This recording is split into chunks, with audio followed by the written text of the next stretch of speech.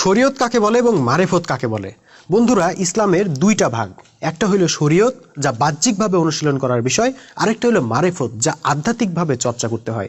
আমরা অনেকেই শরীয়ত নিয়ে পড়ে থাকি, মারেফতের কোনো খবর নাই। আবার অনেকে মারেফত নিয়ে পড়ে থাকি, শরীয়তের কোনো খবর নাই। অথচ ইসলামে দুইটাই কিন্তু সমানভাবে গুরুত্বপূর্ণ।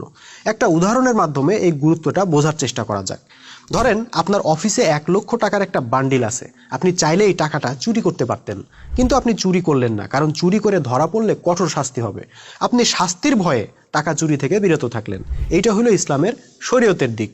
কিন্তু মনে করেন আপনার সামনে এমন সুযোগ আছে যে আপনি চুরি করলেও ধরা পড়বেন না, কেউ আপনাকে দেখবে না এবং কেউ শনাক্ত করতেও পারবে না, কিন্তু তারপরও আপনি চুরি করা থেকে বিরত থাকলেন, কারণ আপনি চিন্তা করলেন কেউ আমাকে না দেখলেও আল্লাহ তো দেখতেছেন। এই যে আইন কানুনের ব্যারিকেড না থাকার পরও শুধুই আধ্যাত্মিক প্রেরণা থেকে আপনি চুরি করলেন না, এটাই হলো ইসলামের আধ্যাত্মিকতা বা মারেফতের দিক। ভাই, মোমেনদের সমাজে এই দুইটাই লাগবে।